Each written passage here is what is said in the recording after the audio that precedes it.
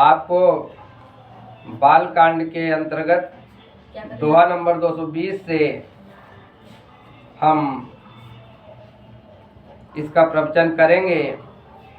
और ये इसमें जो है जो जनकपुर में राजा जनक जी यज्ञ कर रहे हैं, इसमें उसका वर्णन आपको मिलेगा। और बना ही सुशोभित और आनंदित वर्णन है।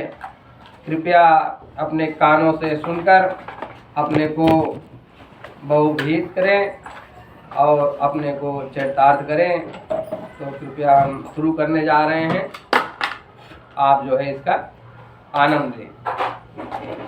तो बै किशोर सुषमा सदन श्याम गौर सुख धाम, अंग अंग परवारी हैं कोटि कोटि सतकाम।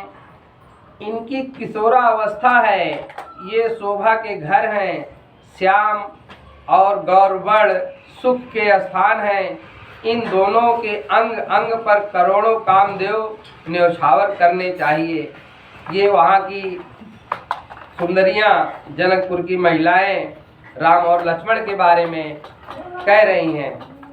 तो कहूँ सखी यस को तनुधारी, जो न मोह यह रूप निहारी।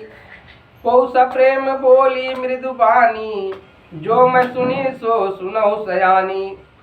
कहो सखी ऐसा कौन देहधारी है जो इस रूप का दर्शन कर मोहित न हो जाए।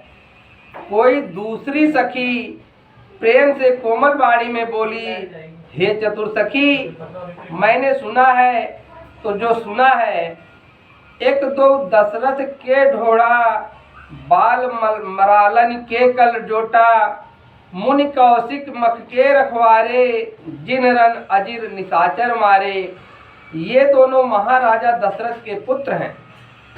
सखी कह रही मैंने सुना तो है, ये दोनों महाराजा दशरथ के पुत्र हैं।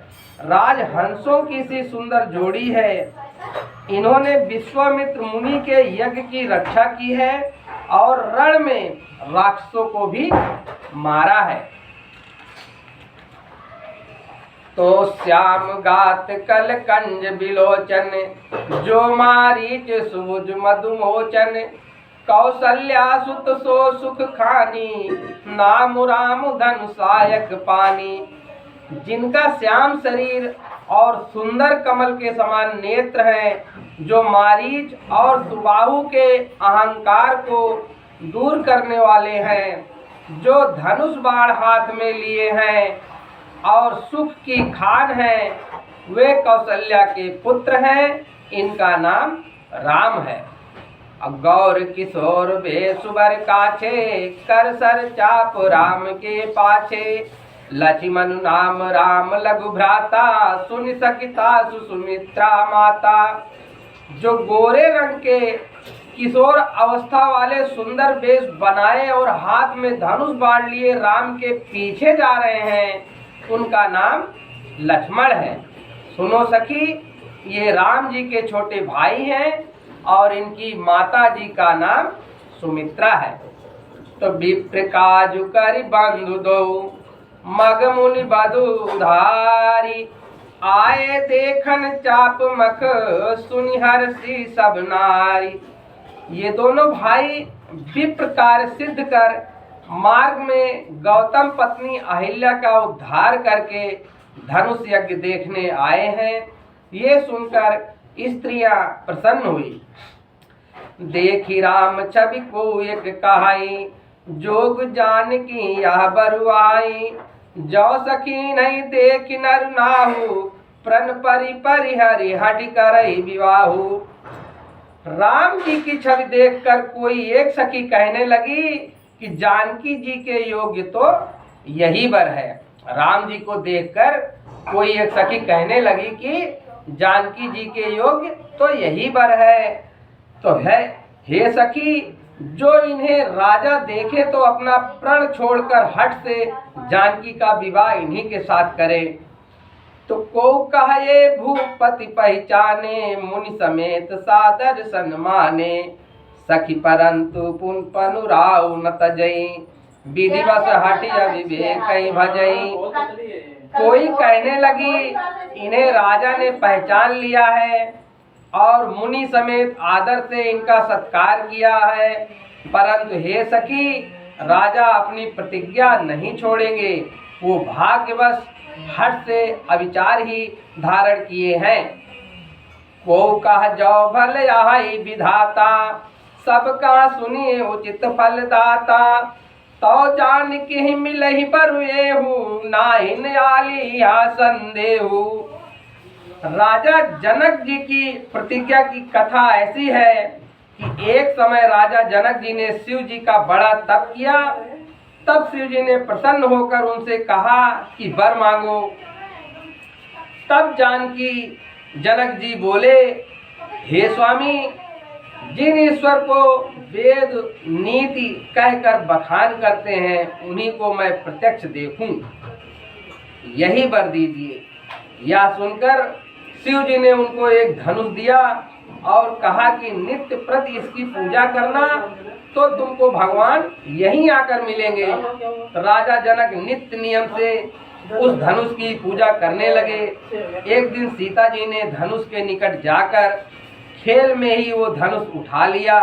यह देखकर जनक जी ने बड़ा आश्चर्य माना और उसी क्षण प्रण किया कि जो इस धनुष को तोड़ेगा वही मेरी कन्या को पावेगा। ये छोटी सी कहानी राजा जनक जी की प्रतिज्ञा की थी, जो मैं आपको बीच में बताया। तो कोई बोली कि यदि विधाता अच्छा है और सुना जाता है कि वो सबको उचित फल देता है, तो सीता जी को यही वर मिलेगा। हे सखी, इसमें कोई संदेह नहीं है। जो विधि बस यस बने सजोगु, तो कृत कृत्य हो सब लोगु। सखी हमरे आरती यति ताते, कबहु के आवहि नाते। तो जो भाग्य बस ऐसा संयोग बन जाए कि ये सब लोग कृतार्थ हो जाएं, हे सखी, हम में इसी से बड़ी आतुरता है कि ये कभी इसी नाते यहाँ आवेंगे। अगर रिश्ता हो जाएगा तो ये लोग इसी रिश्ते के नाते यहाँ आवेंगे और हम लोग बार बार इनको देखेंगे। ऐसा वहाँ की सखियाँ कह रही हैं। नाहित हम कहूँ सुनहु सखी, इनकर दर्शन दूरी। यह संघट तब होई जब पुण्य पुराकृत भूरी। सुनो सखी, नहीं तो हमको इनका दर्शन दुर्लभ हो जाएगा। ये संयोग होगा कि जब हमारे पूर्व जन्म के बहुत से पुण्य उदय हों तभी इनके दर्शन हो पाएंगे। तो बोली अपर कहे सकनी का, यही बियाह यति हित सबही का। को कहा शंकर चाप कठोरा, ए श्यामल मृदुगात किशोरा। दूसरी ने कहा, हे सखी, तुमने एकदम ठीक कहा, यह विवाह सभी के लिए बहुत हितकारी है। कोई कहने लगी, शंकर जी का धनुष कठोर है और ये सांवले राजकुमार कोमल और किशोर अवस्था के हैं। तो सब असमंजस अहि सयानी, या सुनी अपर कहाई मृदुबानी। सखैन कहा को वस कहाई, बड़ प्रभाव देखत लघु आहाई। हे सयानी, यही बड़ी दुविधा की बात है।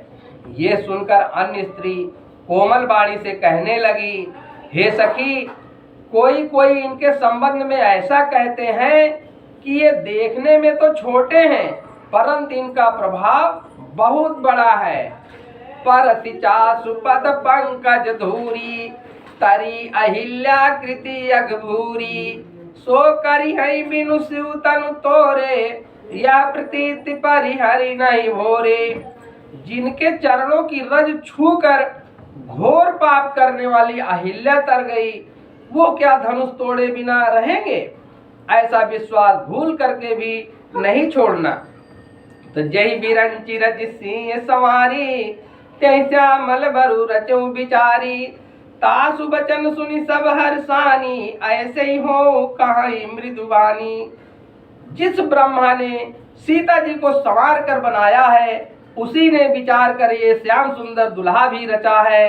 ये वचन सुनकर सब स्त्रियां प्रसन्न हुई और मीठी बाणी से कहने लगे कि ऐसा ही होगा, ऐसा ही होगा। तो ही हरति बरसी सुमन सुमुख सुलोचन वृंद जाहि जहाँ जहाँ बंधु दो तह तह परमानंद। सुमुखी सुनैनी स्त्रियों के झुंड मन में प्रसन्न हो फूल बरसाते थे। जहाँ जहाँ दोनों भाई जाते थे वहाँ वहाँ परम आनंद छा जाता था। तो पूरब दिश के तो भाई जहाँ धनमुख हित भूमि बनाई। अति विस्तार चारु गज ढारी विमल वेदिका रुचिर सवारी। फिर दोनों भाई जनकपुर के पूर्व की ओर गए जहाँ धनुष यज्ञ का स्थान बना हुआ था। उसके बीच में बहुत लंबा चौड़ा सुंदर ढालू आंगन बना था जिस पर सुंदर स्वच्छ वेदी सजाई गई थी। चौदिस कंचन मंच विशाला रचे जहाँ बैठई महिपाला। ते पाछे समीप चहुपासा अपर मंच मंडली विलासा। चारों ओर सोने के सिंहासन राजाओं के बैठने के लिए बने थे। उनके पीछे पास ही चारों ओर दूसरे मंच मंडलाकार बने हुए थे। कछुक ऊंची सब भांति सुहाई बैठई नगर लोग जहाँ जाई। तिनके निकट विशाल सुहाए धवल धाम बहु बरन बनाए। वहाँ कुछ ऊंचे इस प्रकार से सुंदर थे जहाँ नगरवासी बैठेंगे। उन्हीं के पास बड़े विशाल सुहावने शुद्ध स्थान रंग बिरंगे बने थे। जहाँ बैठे देखहि सब नारी जथा जोग निज कुल अनुहारी। पूर्व बालक कही कही मृदु बचना सादर प्रभु दिखावहि रचना। जहाँ स्त्रियां अपने अपने कुल के अनुसार यथा योग बैठकर देखेंगी। नगर के बालक मधुर वचन बोलकर सादर सहित प्रभु को रंग भूमि की रचना दिखा रहे थे। सब शिशु यही मिस प्रेम बस परसि मनोहर गात। तन पुल कही अति हरसु हिय देखि देखि दो भ्रात। सब बालक इसी बहाने से प्रेम के बस होकर श्री रामचंद्र जी के मनोहर शरीर को छूते थे और दोनों भाइयों को देखकर मन में प्रसन्न होकर रोमांचित हो जाते थे। चाय बना देना थोड़ा। शिशु सब राम प्रेम बस जाने प्रीति समेत निकीत बखाने। निज निज रुचि सब ले ही बोलाई सहित सने जाहि दो भाई। जब सब बालकों को राम जी के प्रेम के बस में जाना तो प्रेम पूर्वक यज्ञ भूमि के स्थानों की प्रशंसा की। अपनी अपनी रुचि के अनुसार सब बुला लेते हैं तो स्नेह पूर्वक दोनों भाई उनके पास चले जाते हैं। जो बुलाते हैं राम लक्ष्मण दोनों भाई उनके पास प्रेम पूर्वक चले जाते हैं। राम दिखा वही अनुज ही रचना कही मृदु मधुर मनोहर बचना। लौ निमेष महु भुवन निकाया रचई जासु अनुशासन माया। रामचंद्र जी लक्ष्मण जी को रंग भूमि की रचना कोमल मीठे और मनोहर वचन कहकर दिखाते हैं। जिनकी आज्ञा से माया पल मात्र में अनेक ब्रह्मांडों को रच देती है। भगति हेति सोई दीन दयाला चितवत चकित धनुष मख मसाला। कौतुक देख चले गुरु पाही जानी विलंब त्रास मन माही। भक्तों के लिए वही दीनदयाल भगवान धनुष यज्ञशाला को चकित होकर देखते हैं। सब रचना देखकर विलंब हुआ जानकर मन में डरते हुए गुरु के पास चले गए। जासु त्रास डर कहूँ डर होई भजन प्रभाव दिखावत सोई। कही बातें मृदु मधुर सुहाई किए विदा बालक बरियाई। जिन प्रभु के भय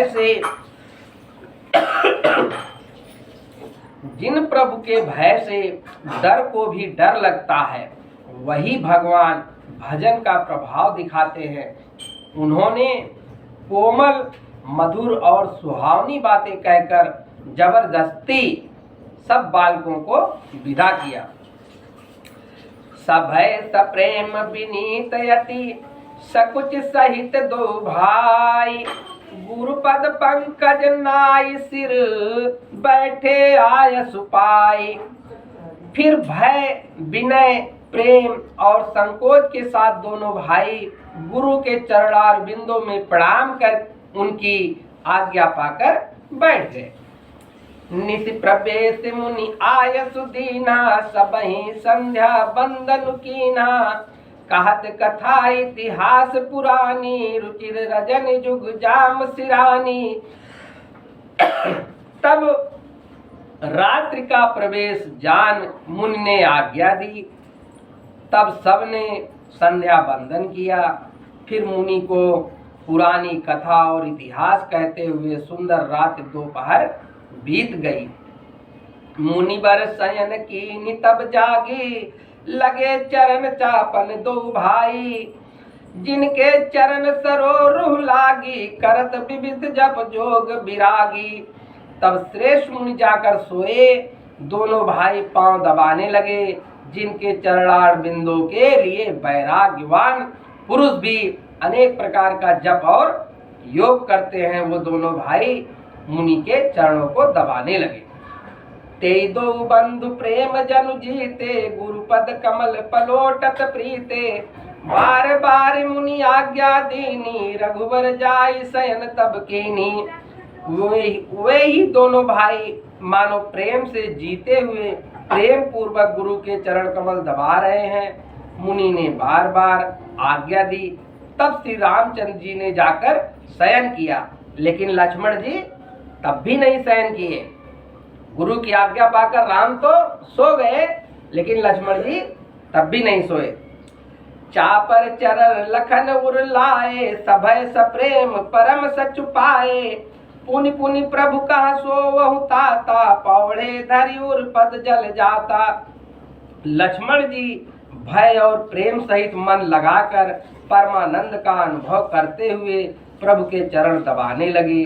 जब राम जी ने बार बार कहा, हे भाई सो जाओ, तब प्रभु के चरण कमल हृदय में धारण कर सो गए। उनका ऐसा नहीं कि वो सो गए, वो प्रभु के चरणों को अपने हृदय में बस लगाए रखे, सोए नहीं। तो उठे लखन निस विगत सुनी, अर सिखा धुनि कान। गुरते पहले ही जगतपति, जागे राम सुजानी। रात बीतने पर मुर्गों का शब्द कानों से सुनकर लक्ष्मण जी उठे। जगतपति सुजान श्री रामचंद्र जी भी गुरु जी से पहले ही जाग गए। तो सकल शौच कर जाई नहाई, नित्य निबाही मुनि सिर नाई। समय जान गुरु आयस पाई, लेन प्रसून चले दो भाई। शौच क्रिया करके जाकर स्नान किया, फिर नित्य कर्म करके मुनि को प्रणाम किया। गुरु जी की आज्ञा पाकर दोनों भाई फूल लेने चले गए वाटिका में। भूप बागु बर देखूं जाई, जहाँ बसंत ऋतु रही लो भाई। लागे बिटप मनोहर नाना, बरन बरन बर बोली बिताना। उन्होंने जाकर राजा का सुंदर बाग देखा, जहाँ बसंत ऋतु लुभा रही है। उसमें अनेक मनोहर वृक्ष लगे हैं, रंग बिरंगी लताओं के मंडप छाए हुए हैं। नौ पल्लव फल सुमन सुहाए, निज संपत्ति सुर रूख लजाए। चातक कोकिल कीर चकोरा, कूजत बिहक नटत कल मोरा। वृक्षों में सुंदर नए नए पत्ते, फल और फूल लगे हैं, जो अपनी संपत्ति से कल्प वृक्ष को भी लज्जित कर रहे हैं। पपीहा, कोयल, तोता, चकोर आदि पक्षी बोल रहे हैं और मोर भली भांत से नाच रहे हैं। तो मध्य बाग सरसोह सुहावा, मन सोपान विचित्र बनावा। विमल सलिल सरसिज बहुरंगा, जल खग कूजत गुंजत भंगा। बाग के बीच में मणिजड़ित विचित्र सीढ़ियों से युक्त सरोवर सुशोभित है। उसके निर्मल जल में अनेक रंग के कमल खिल रहे हैं। जल पक्षी बोल रहे हैं और भंवरे गूंज रहे हैं। बागु तड़ागु बिलो प्रभु रामा, हर से बंधु समेत सिया रामा, परम रमया राम यहु रामा, जो राम ही सुख दे सिया रामा। बाग और सरोवर को देखकर रामचंद्र जी लक्ष्मण सहित प्रसन्न हुए। वो बाग वास्तव में परम रमणीय है जो रामचंद्र जी को सुख दे रहा है।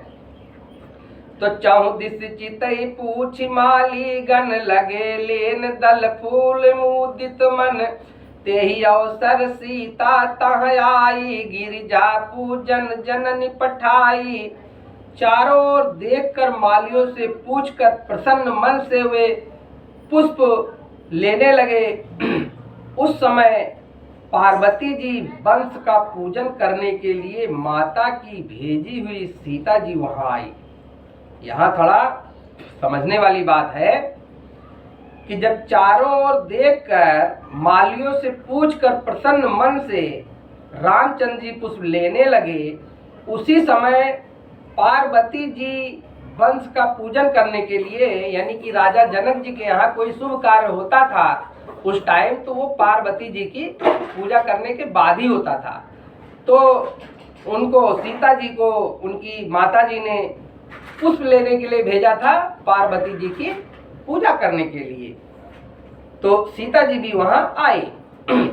तो संग सखी सब सुभग सयानी, गावही गीत मनोहर बानी, सर समीप गिरिजा गृह शोभा, बरन न जाई देखी मन मोहा। सीता जी के साथ सब सुंदर और चतुर सखियां मनोहर बाड़ी में गीत गा रही हैं। सरोवर के पास ही पार्वती का मंदिर सुशोभित है, जिसकी शोभा कहीं नहीं जाती, देखकर मन मोहित हो जाता है। मंजन करिसर सखिन समेता, गई मुदित मन गौरी निकेता, पूजा कीन्ही अधिक अनुरागा, निज अनुरूप सुभग बरु भागा। जानकी सखियों सहित सरोवर में स्नान कर प्रसन्न मन से पार्वती जी के मंदिर में गई। वहां बड़े स्नेह से पार्वती जी की पूजा करके अपने योग्य सुंदर वर मांगा। तो एक सखी सी संगु बिहाई, गई रही देखन फुलवाई, तेहि दो बंधु बिलो के जाई, प्रेम विवश सीता पही आई। एक सखी सीता जी का संग छोड़कर फुलवाड़ी देखने चली गई थी। उसने जाकर दोनों भाइयों को देखा और प्रेम में मग्न होती हुई सीता जी के पास आई। तासु दशा देखी सखिन, पुलक गात जलु नयन, कहु कारण निज हरस कर, पूछई सब मृदु बैन। उसकी दशा सखियों ने देखी कि शरीर पुलकित है और नेत्र में जल भरा है। सब मधुर बाणी से पूछने लगी कि आपने आनंद का कारण बताओ। तो देखन बागु कुंवर दुई आए, बै किशोर सब भांति सुहाए, श्याम गौर किमी काहू बखानी, गिरिया नयन नयन बिनु बानी। सखी ने कहा, दो राजकुमार बाग देखने आए हैं। वे किशोर अवस्था के हैं, सब प्रकार से सुंदर हैं, श्याम गौर वर्ण है उनका, बखान मैं कैसे करूं। बाड़ी के नयन नहीं है और नयन बिना बाड़ी के हैं। तो सुनिहर सी सब सखी सयानी, सियहि अति उत्कंठा जानी, एक काहे नृप सुते ही आली, सुने जे सुन संग आए काली। यह सुनकर सीता जी के हृदय में उत्कंठा जानकर सब चतुर सखियां प्रसन्न हुई। एक सखी कहने लगी, हे सखी, वे ही राजकुमार हैं जिनको सुना है कि कल मुनि के संग आए हैं। जिन निज रूप मोहनी डारी, कीने स्वस नगर नर नारी, वर्णत छवि जहाँ ता सब लोगू, अवस देखी है देखन जोगू। जिन्होंने रूप की मोहनी डालकर जनकपुर के सब नर नारियों को अपने बस में कर लिया है, उनकी छवि का जहाँ तहाँ सब लोग वर्णन कर रहे हैं, उन्हें अवश्य देखिए, वे देखने योग्य हैं। तासु बचन यति सिय सुहाने, दरस लागी लोचन यकुलाने, चली अग्र करि प्रिय सखी सोई, प्रीति पुरातन लखई न कोई। उसके वचन सीता जी को बहुत अच्छे लगे। दर्शन करने के लिए नेत्र बेचैन हुए। उसी सखी को आगे करके जानकी जी चली पुरानी प्रीत को कोई जान नहीं सकता।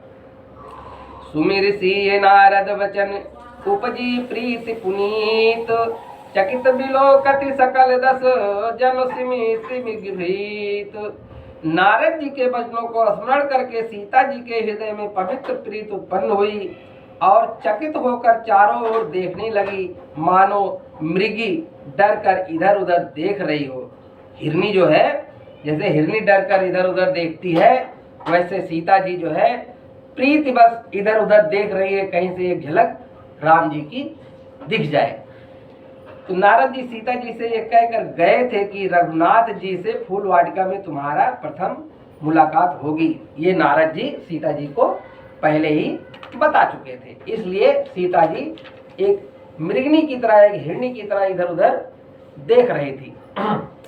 तो कंकन किंकिन नूपुर धुनि सुनी, कहत लखन सन राम हृदय गुनी। मानहु मदन दुंदुबी दीनी, मनसा विश्व विजय कह कीनी। सीता जी के कंगन, करधनी और पाजेब की ध्वनि सुनकर रामचंद्र जी हृदय में विचार कर लक्ष्मण जी से कहने लगे, ऐसा लगता है मानो कामदेव ने संसार जीतने को डंका बजाया है। रामचंद्र जी लक्ष्मण जी से ये बात बोले हैं। अस कहीं फिर चितये तेहि ओरा, सी मुखसी भय नयन चकोरा। भय बिलोचन चारु चंचल, मनो सकुच निमित जे दिगंचल। ऐसे कहकर फिर उस ओर देखा, सीता जी के मुख रूपी चंद्रमा के लिए उनके नेत्र चकोर बन गए। किसके?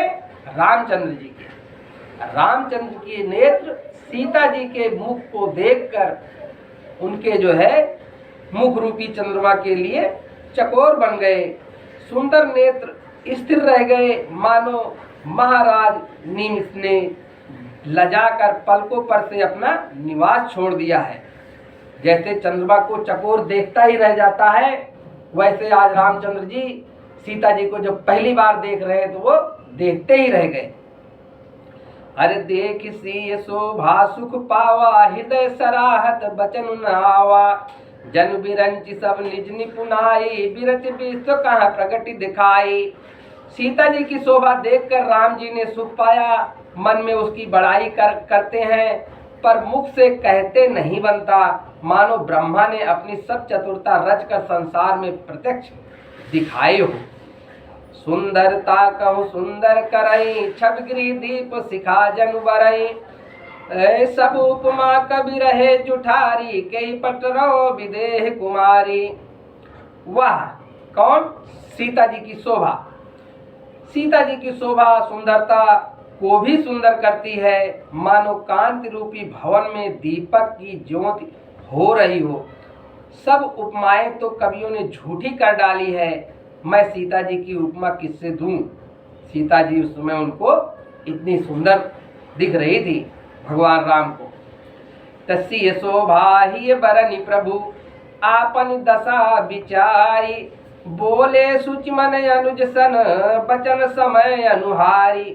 प्रभु हृदय में सीता जी की शोभा का वर्णन कर अपनी दशा को विचार कर पवित्र मन से लक्ष्मण जी से समयानुकूल वचन बोले। तो जो बोले वो बाद में थोड़ा बताऊंगा। यहाँ थोड़ा सा मिलाप के बारे में लिखा गया है, महाराज नीम की कथा बताई गई है ना। फिर ये थोड़ा जान लीजिए महाराज नीम की कथा क्या है। राजा नीम ने यज्ञ करने की इच्छा से वशिष्ठ जी को बुलाया, परंतु वे इनके यहाँ ना आकर इंद्र के यहाँ यज्ञ कराने चले गए। तब नीम ने अन्य पुरोहित द्वारा यज्ञ किया। वशिष्ठ जी लौटने पर नीम के यहाँ गए तो नीम उनसे ना मिले और कहा कि आप मेरा यज्ञ छोड़कर दूसरे के यहाँ कैसे गए। इसी कहा सुनी में परस्पर साथ दिया कि शरीर ना रहे। तब वशिष्ठ जी ने शरीर छोड़कर पुनः शरीर धारण कर लिया। निम के पुरोहित ने भी उनको पुनर्जीवित करने का प्रयत्न किया, परंतु निम ने योग मार्ग में स्थिर होकर पुनः शरीर धारण करने की अनिच्छा प्रकट की और ये वर मांग लिया कि मैं मनुष्यों की पलकों पर रहूं। ऋषियों ने ये वर दिया और तब से उनका निवास पलकों पर है। राजा निम जनक जी के पुरखा थे। अतः उन्होंने जनक जी को अनुरक्त देखकर आंखों को श्रृंगार स्थल जानकर संकोच बस उनकी पलकों पर से अपना वास छोड़ दिया, जिससे पलक गिरने से रह गई। अब आगे की कथा सुनिए। तो तात जनक तन आया सोई, धनुष यज्ञ जहि कारण होई। पूजन गौरी सखी लय आई, करत प्रकाश फिरई फुलवाई। हे भाई, ये वही जानकी हैं जिनके कारण धनुष यज्ञ हो रहा है। पार्वती जी का पूजन करने के लिए सखियां इन्हें ले आई हैं। ये फुलवारी को प्रकाशित करती फिर रही हैं। तो जासु बिलो की अलौकिक शोभा, सहज पुनीत मोर मनु शोभा। सो सब कारण जान विधाता, फरकै सुबद अंग सुन भ्राता। जिसकी अलौकिक शोभा को देखकर स्वभाव से ही पवित्र मेरा मन क्षुब्ध हो गया है, इसका पूरा पूरा कारण तो विधाता जाने। परंतु हे भाई सुनो, मेरे दाहिने अंग फड़क रहे हैं। ये श्री रामचंद्र जी लक्ष्मण जी से कह रहे हैं। रघुवंशिन कर सहज सुभाऊ, मन को पंथ पगु धरई न काऊ। मोहि अतिशय प्रीति तिमन केरी, जय सपने ऊपर नारी नहेरी। रघुवंशियों का तो ये सहज स्वभाव है कि वे मन से ही कभी बुरे मार्ग में पांव नहीं धरते। मुझे तो अपने मन का भरोसा है कि जिसने स्वप्न में पराई स्त्री को नहीं ताका। जिन कह लाहै नारी पुनर्पीठी, नहीं पावई परती मनु ढीठी। मंगन लाहै न जिनके नाही, ते नरवर थोरे जग माही। जो शत्रु को रण में पीठ नहीं दिखाता, पराई स्त्री जिनके मन और दृष्टि को नहीं खींच पाती, तथा मांगने वाले जिनके यहाँ नहीं पाते, ऐसे उत्तम पुरुष संसार में कम है। करत बत कहीं अनुज सन, मनसीय रूप लोभान। मुख सरोज मकरंद छवि, करई मधुपयुपान। रामचंद्र जी बातचीत तो लक्ष्मण जी से कर रहे थे, पर मन सीता जी के रूप पर लुभाता हुआ उनके मुख रूपी कमल के शोभा रूपी रस को भौरों के समान पान कर रहा था। तो चितवन चकित चौदिस सीता, कहाँ गए निप किशोर मन चिंता। जहाँ बिलो की मृग सावक नैनी, जनुता बारिश कमल सित श्रेणी। सीता जी चकित होकर चारों ओर देख रही हैं। मन में चिंता है कि राज किशोर कहाँ गए। वो बाल मृग नैनी जिस ओर देखती हैं, वही मानो सफेद कमलों की पंक्तियों की वर्षा हो जाती है। लता ओट तब सकिन लखाए, श्यामल गौर किशोर सुहाए। देखी रूप लोचन ललचाने, हर से जनु निज निधि पहचाने। तब सखियों ने लता की आड़ में श्याम और गौर राजकुमार दिखाए। उनका रूप देखकर जानकी जी के नेत्र ललचा उठे, मानो अपनी संपत्ति को पहचान कर प्रसन्न हो गई। थके नयन रघुपति छवि देखे, पलकई परिहरी निमेषे। अधिक स्नेह देह भय भोरी, शरद साई जनु चितो चकोरी। सीता जी के नेत्र रघुनाथ जी की छवि देखकर चकित हो गए।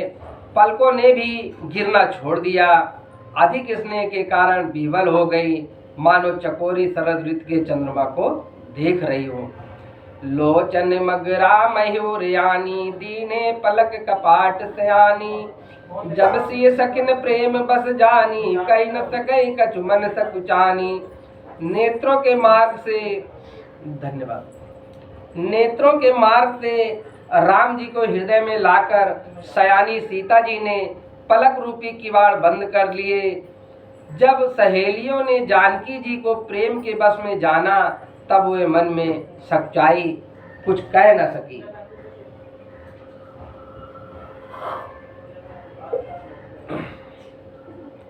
लता भवन ते प्रगट भे, तहि अवसर दो भाई।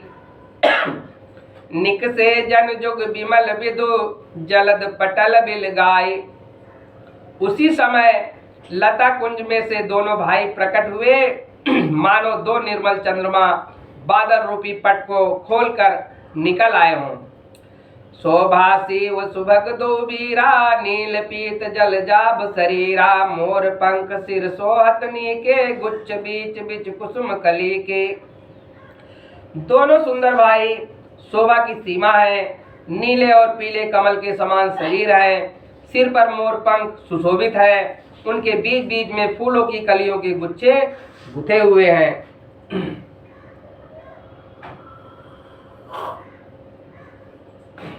भाल तिलक श्रम बिंदु सुहाए, सवन सुभग भूषण छवि छाए, बिकट बिकुटि गच घूगर वाले, नव सरोज लोचन तरवा नाले। माथे पर तिलक एवं पसीने की बूंदें सुशोभित हैं, कानों में सुंदर आभूषणों की छवि छा रही है, टेढ़ी भावें और घुंघराले बाल हैं, नए कमल के समान अरुण नयन है, चारु चिबुक नासिका कपोला, हास विलास लेत मन मोला, मुख छवि कही न जाई मोहि पाही, जो बिलो की बहु काम जल लजाही। सुंदर ठोड़ी नाक और गाल है, हंसी की शोभा मन को मोह लिए लेती है, मुख की शोभा तो मुझसे कही नहीं जाती, जिसे देखकर बहुत से कामदेव लजा जाते हैं। उर्मणि मालिकम मुकल गीवा, काम कलभ कर भुज बल सीवा, सुमन समेत बाम कर दोना, सावर कुंवर सखी सुठिलौना। छाती पर मणियों की माला है, शंख के समान सुंदर गला है, और कामदेव के हाथी के बच्चे के समान भुजाएं हैं, जो बल की सीमा है, जिसके बाएं हाथ में फूलों से भरा हुआ दोना है। हे सखी, वो सांवला कुंवर तो बहुत ही सुंदर है। ये राम जी को सखिया कह रही हैं। के हरि कटि पट पीत धर, सुषमा शील निधान, देखी भानु कुल भूष नहीं, बिसरा सखिन अपान, सियावल रामचंद्र की जय। सिंह की सी पतली कमर पे पीतांबर धारण किए, शोभा और शील के स्थान सूर्यवंश के भूषण श्री रामचंद्र जी को देखकर सखियां अपने आप को भूल गई। धर धीरज एक आली सयानी, सीता सन बोली गही पानी, बहुरी गौरी कर ध्यान करे हूँ, भूपी किशोर देख किन लेहू। एक चतुर सखी धीरज धरकर हाथ पकड़कर सीता जी से बोली, पार्वती जी का ध्यान फिर कर लेना, राजकुमार को क्यों नहीं देख लेती। सकुच सी तब नयन उघारे, सन्मुख दो रघु सिंह निहारे, नख सिख देखी राम कै शोभा, सुमिर पिता पनु मनु अति शोभा।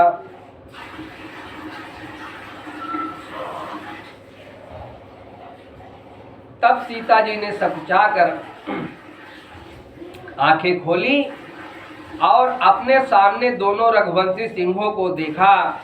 नख से चोटी तक रामचंद्र जी की शोभा देखकर और पिता का प्रण स्मरण करके उनका मन बहुत घबराया। पर बस सकिन लखी जब सीता, भयउ गहरु सब काहि सभीता, न्याय बियहि बोरिया काली, अस कई मन बिहसी एक आली। सखियों ने जब सीता जी को विवश देखा तब सब डर कर कहने लगी, बहुत देर हो गई है, कल इसी समय फिर आवेंगे। ऐसे कहकर एक सखी मन में हंसी। बूढ़ गिरा सुन सी सकुचानी, भयउ विलम्ब मातु भय मानी, धर बड़ी धीर राम उर आने, फिर अपन पितु बसई जाने। सखी की गूढ़ बाणी सुनकर सीता जी लज्जित हुई और विलम्ब हुआ जानकर माता का डर माना। फिर धीरज धर रामचंद्र जी को हृदय में ले आई और अपने पिता के बस में जानकर लौटी। देखन मिस मृग बिहग तरु, फिरई बहोरी बहोरी, निरखि निरखि रघुबीर छवि, बाढ़ई प्रीत न थोरी। पशु पक्षी और बिच्छों को के देखने के बहाने से सीता जी बारंबार लौटती हैं और रामचंद्र जी की छवि को देखकर उनकी प्रीत बहुत बढ़ती जाती है। जानी कठिन शिव चाप बिसूरति, चली राखी उरस श्यामल मूरति, प्रभु जब जात जानकी जानी, सुख सने शोभा गुण खानी। शिव जी के धनुष को कठोर जानकर सीता जी दुख पाती हुई श्री राम जी की सांवली मूर्ति हृदय में रखकर चली। प्रभु जी ने जब सुख स्नेह शोभा और गुण की खान जानकी को जाते हुए जाना, परम प्रेम मय मृदु स्मर्श कीन्ही, चारु चित्त भीति लिख लीन्ही। गई भवानी भवन बहोरी, बंदी चरण बोली कर जोरी। तब पूर्ण प्रेम रूपी उत्तम स्याही से अपने हृदय पर उनका स्वरूप चित्रित कर लिया। कौन? रामचंद्र जी ने। सीता जी फिर पार्वती के मंदिर में गई और चरणों में प्रणाम कर हाथ जोड़कर बोली, जय जय गिरिवर राज किशोरी, जय महेश मुख चंद चकोरी, जय गज बदन खड़ानन माता, जगत जननी दामिनी दुति गाता। हे गिरिराज किशोरी पार्वती, आपकी जय हो। हे महादेव जी के मुख रूपी चंद्रमा की चकोरी, आपकी जय हो। हे हाथी के मुख वाले गणेश जी और 6 मुख वाले स्वामी कार्तिकेय जी की माता, हे जगदम्बा, हे बिजली के समान प्रकाशित शरीर वाली, आपकी जय हो। ऐसा सीता जी पार्वती जी के सामने बोल रही हैं।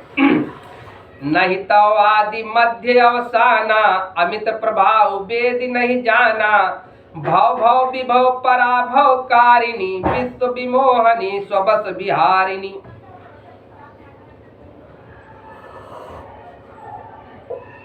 आपका आदि मध्य और अंत नहीं है।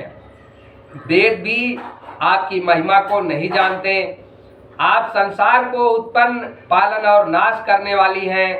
संसार को मोहित करने वाली व इच्छा अनुसार विहार करने वाली है। तो पति देवता सुती महु, मातु प्रथम तव रेख। महिमा अमित न सकहि कहीं, सास शारदा शेष। हे माता, पिता को देवता मानने वाली श्रेष्ठ स्त्रियों में आपकी पहली गिनती है। हजारों सरस्वती और शेष जी भी आपकी अनंत महिमा का वर्णन नहीं कर सकते। सेवत तो ही सुलभ फलचारी, वरदायनी पुरारी पियारी। देवी पूज पद कमल तुम्हारे, सुर नर मुनि सब होई सुखारे। हे वर देने वाली, हे त्रिपुरारी, शिव जी की प्रियतमा, आपकी सेवा करने से चारों फल सुलभ हो जाते हैं। हे देवी, आपके चरण कमल पूजने से देवता मनुष्य और मुनि सब सुखी होते हैं। तो मोर मनोरथ जानहु नीके, बसौ सदा उरपुर तबही के। कीन्हु प्रगट न कारण तेहि, अस कई चरण गहे बैदेही। तो मेरी मनोकामना आप भली भांति जानती हैं, क्योंकि आप सदैव सबही के हृदय मंदिर में वास करती हैं। इसी कारण मैंने आपको प्रकट नहीं किया। ऐसा कहकर सीता ने उमा के चरण पकड़ लिए। उमा का मतलब पार्वती जी के चरण सीता जी ने पकड़ लिए। विनय प्रेम बस भई भवानी, कसी माल मूरति मुस्कानी। सादर सिय प्रसाद सिर धरऊं, बोली गौरी हरस ही भरऊं।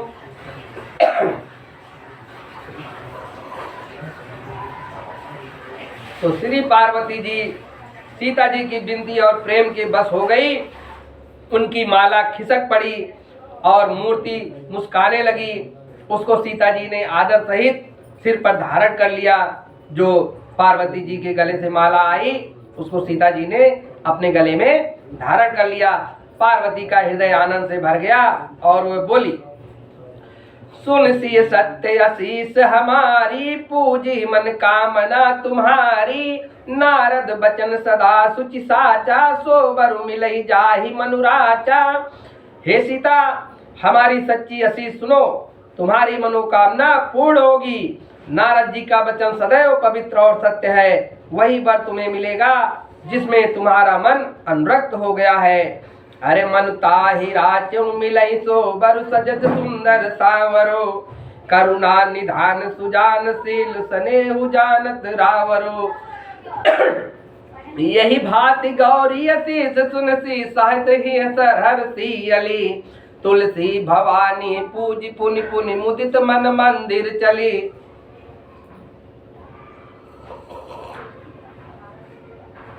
जिसमें तुम्हारा मन लगा है वही स्वभाव से ही सुंदर सांवला वर तुमको मिलेगा।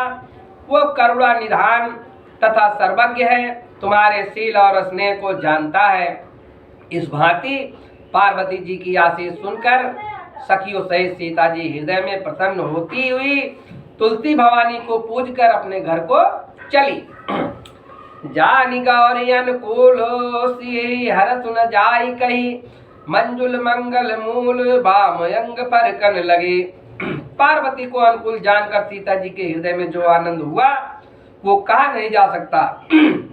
सुंदर मंगल के मूल बाएं अंग फड़कने लगे। दरअसल हमारे सनातन धर्म में अगर किसी पुरुष को अच्छा शुभ संकेत होता है तो उसका दाहिना अंग फड़कता है, और महिला को शुभ संकेत होता है तो उसका बायां अंग फड़कता है। इसी कारण जो है सीता जी के बाएं अंग फड़कने लगे। हृदय सराहत सील नाई, गुरु समीप गौने दो भाई। राम कहा सब कौशिक पाही, सरल स्वभाव छुअत छल नाही। सीता जी की सुंदरता की हृदय में सराहना करते हुए दोनों भाई गुरु के पास गए। रामचंद्र जी ने सब हाल से विश्वामित्र जी से कह दिया, क्योंकि वो सरल स्वभाव के हैं, छल तो उन्हें छूता भी नहीं है। सुमन पाई मुन पूजा कीनी, पुण्य शीष दुई भाई न दीनी। सुफल मनोरथ हो तुम्हारे, राम लखन सुन भय सुखारे। फूल पाकर मुन ने पूजा की, फिर दोनों भाइयों को आशीर्वाद दिया कि तुम्हारे मनोरथ सफल हो। ये सुनकर श्री राम लक्ष्मण सुखी हुए। करि भोजन मुनिवर विज्ञानी, लगे कहन कछु कथा पुरानी। विगत दिवस गुरु आयस पाई, संध्या करन चले दो भाई। भोजन करके ज्ञानी मुनि कुछ प्राचीन कथा कहने लगे। दिन बीत जाने पर मुनि की आज्ञा पाकर दोनों भाई संध्या करने चले गए। वो भी अपना पूजा पाठ और जो भी सायंकाल होता है वो करने चले गए। प्राची दिति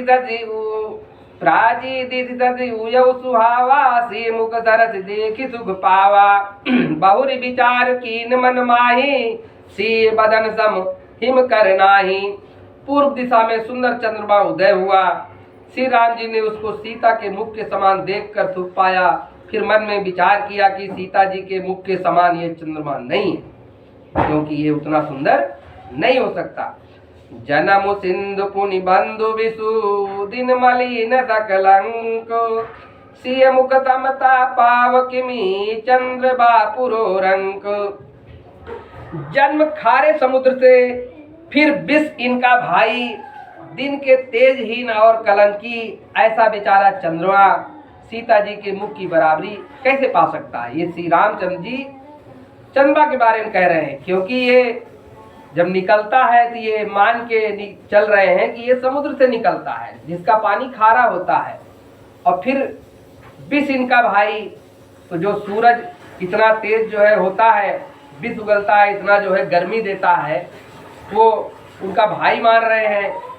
तो इस प्रकार से कह रहे हैं कि चंद्रमा इतना सुंदर कैसे हो सकता है जितना हमारी सीता जी। तो घटई बढ़ई बिरहनि दुखदाई, ग्रसई राव निज संधि पाई। कोक शोक प्रद पंकज द्रोही, अवगुण बहुत चंद्रमा तोही। फिर ये नित्य घटता बढ़ता है, बिरही लोगों को दुख देता है। राहु इसे अपनी संधि में पाकर ग्रस लेता है। ये चकवे को दुख देने वाला और कमलों का बैरी है, क्योंकि कमल चांदनी रात में नहीं खिलते। ये चंद्रमा तुझमें बहुत से अवगुण है, लेकिन मेरी सीता जी में ये सब नहीं है। वैदेही मुख पट तर दीने, होई दोष बड़ अनुचित कीने। से मुख छवि विदु ब्याज बखानी, गुरु पै चले निशा बड़ ज्ञानी। सीता जी के मुख की तुमसे उपमा देने में अनुचित कर्म करने का बड़ा दोष होगा। इस प्रकार सीता जी के मुख की शोभा चंद्रमा के बहाने से वर्णन कर बहुत रात गई जान वे गुरु जी के पास चले गए। कारी मुनि चरण सरोज प्रणामा आय सुपाय कीन विश्रामा विगत निसार गुनायक जागे बिंद बिलोकिनी कहने यस लागे। मुनि के चरण कमलों में प्रणाम कर आज्ञा पाकर उन्होंने विश्राम किया। रात बीतने पर श्री रामचंद्र जी जागे और भाई को देखकर ऐसा कहने लगे, लोक हुताता पंकज कोक लोक सुख दाता बोले लखन जोरी जुग पानी प्रभु प्रभाव सूचक मृदुबानी। देखो अरुणोदय हो गया, जो कमल टकवावा संसार को सुख देने वाला है। ये सुनकर लक्ष्मण जी हाथ जोड़कर प्रभु को प्रकट करने वाली मधुर वाणी बोले, अरुणोदय सकुचे कुमुद उडगन ज्योति मलिन जिम तुम्हारे आगमन सुनी भय निपति बलहीन। जैसे अरुणोदय होने से कुमुदनी सपचा गई हो और तारागणों की ज्योति मंद पड़ गई, इसी प्रकार आपका आना सुनकर राजा लोग निर्बल हो गए। कौन से राजा लोग? जो उस सभा में आए हैं, सीता जी के स्वयंवर में जो राजा लोग आए हैं, वो रामचंद्र जी के आने से सब निर्बल हो गए।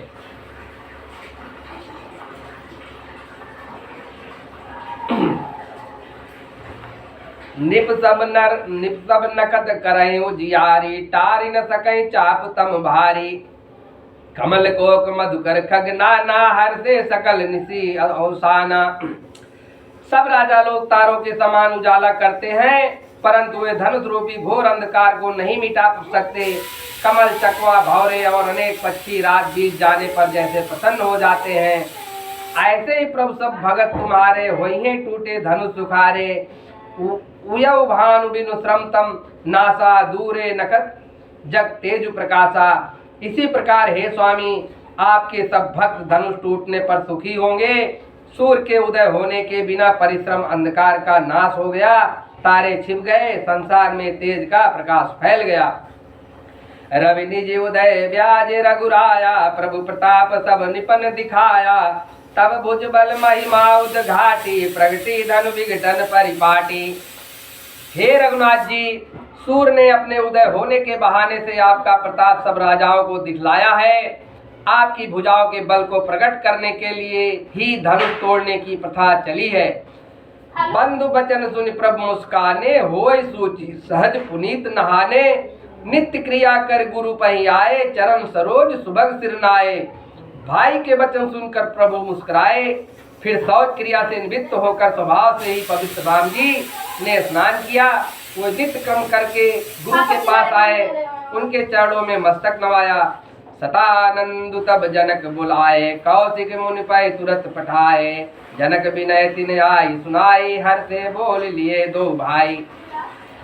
तब राजा जनक जी ने सतानंद जी को बुलाया और तुरंत विश्वामित्र मुनि के पास भेजा। उन्होंने आकर जनक जी की विनती सुनाई। विश्वामित्र जी ने प्रसन्न होकर दोनों भाइयों को बुलाया। सदानंद पद बंदी प्रभु पैठे गुरु पै जाय। चलो तात मुनि कहो तब पठवा जनक बुलाय। सदानंद जी के चरणों में प्रणाम कर प्रभु श्री रामचंद्र जी गुरु के पास जा बैठे। तब मुनि ने कहा, हे तात चलो, राजा जनक जी ने बुलाने भेजा है। मास परायण 8वां विश्राम, 9वां परायण दूसरा विश्राम। सिंह स्वयंवर देखे जाई ईद काहि दो दे बढ़ाई। लखन कहा जस भाजन सोई नाथ कृपा तो जा पर होई। अब सीता जी का स्वयंवर जाकर देखना चाहिए। ईश्वर किसको बढ़ाई देता है? लक्ष्मण जी ने कहा, हे नाथ, वही यश का पात्र होगा जिस पर आपकी कृपा होगी। हर से मुनि सब सुनि बरबानी दीन यशीष सबय सुकुमानी। पुनि मुनि वृंद समेत कृपाला देखन चले धनुष मखशाला। सब मुनि सुंदर वाणी सुनकर प्रसन्न हुए। सुख मानकर सबने आशीर्वाद दिया। फिर मुनि मंडली सहित कृपालु राम जी धनुष यज्ञशाला देखने चले। रंग भूमि आए दो भाई अश्रुधि सब पूर्वासिन पाई। चले सकल गिरि काज विसारी बाल जुबान जरठ नर नारी।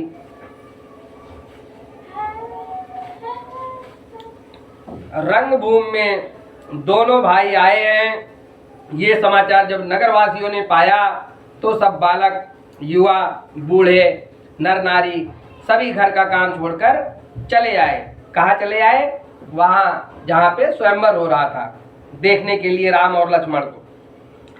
देखी जनक भीर भय भारी, सुचि सेवक सब लिए हकारी। तुरत सकल लोगन पहुँ जाई, आसन उचित देहु सब काही। जनक जी ने देखा कि बड़ी भीड़ हो गई, तब सब सेवकों को बुलाकर कहा, तुम सब तुरंत लोगों के पास जाओ, सबको यथा योग्य स्थान दो। का मृदु वचन विनीत तिनु, बैठा रे नर नारी। उत्तम मध्यम नीच लघु, निज निज थल अनुहारी। सियाबल रामचंद्र की जय। उन्होंने विनय पूर्वक मधुर वचन कहकर उत्तम मध्यम नीच और लघु स्त्री पुरुषों को अपने अपने योग्य स्थान पर बैठाया।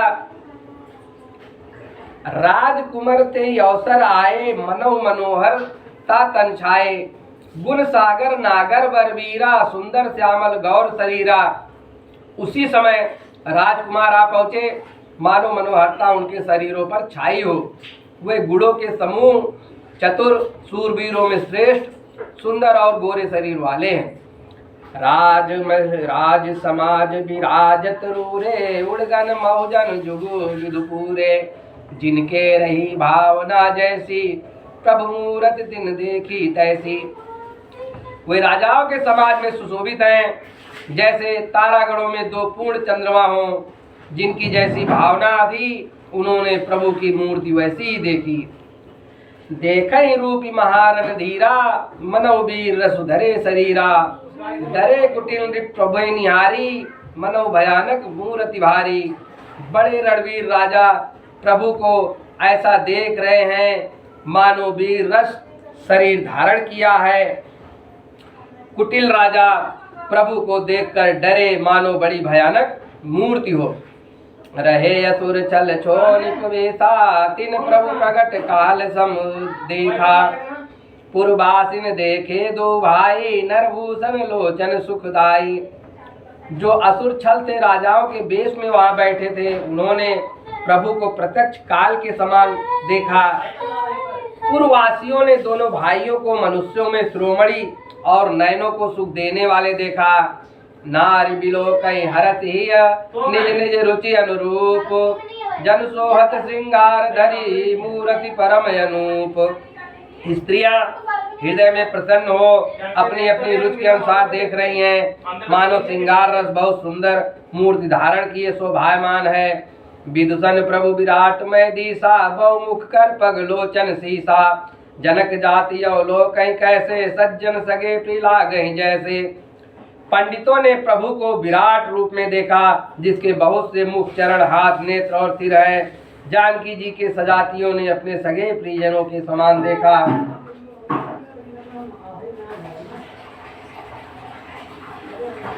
सहित विदेह बिलो कही रानी, शिशु संप्रीत न जाति बखानी।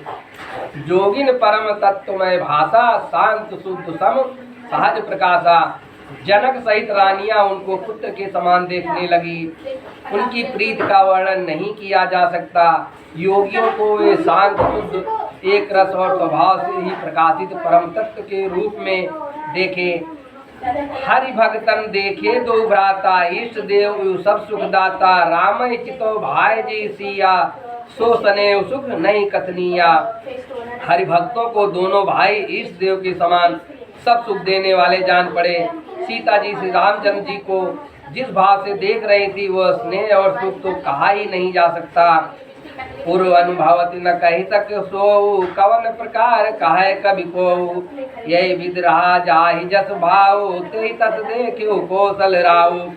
वे उस स्नेह और सुख का हृदय में अनुभव तो करती हैं, परंतु उसे कह नहीं सकती। फिर कोई कवि किस प्रकार से उसको कहे। जिसका जैसा भाव था, उसने रामचंद्र जी को वैसा ही देखा। राजत राज समाज महु, कौशल राज किशोर। सुंदर श्यामल गौर तन, विश्व विलोचन चोर।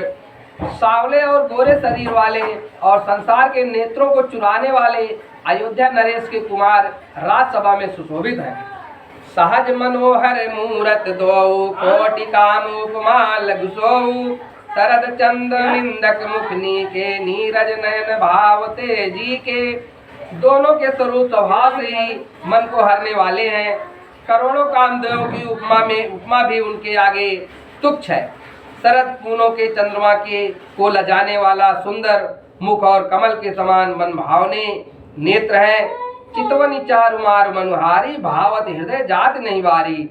कल कपोल सुत कुंडल लोला, चिबुक अधर सुंदर मृदु बोला। कामदेव के घमंड को हरने वाले सुंदर चितवन मन को भली लगती है, परंतु बाड़ी से कहीं नहीं जा सकती। सुंदर गालों पर कानों के कुंडल झूल रहे हैं, सुंदर ठोड़ी और मधुर बाड़ी है। कुमुद बंद कर निंदक हासा, भ्रिकुटी विकट मनोहर नासा। भाल विलास तिलक झलका झलकाही, कच बिलोक यल अवल लजाही।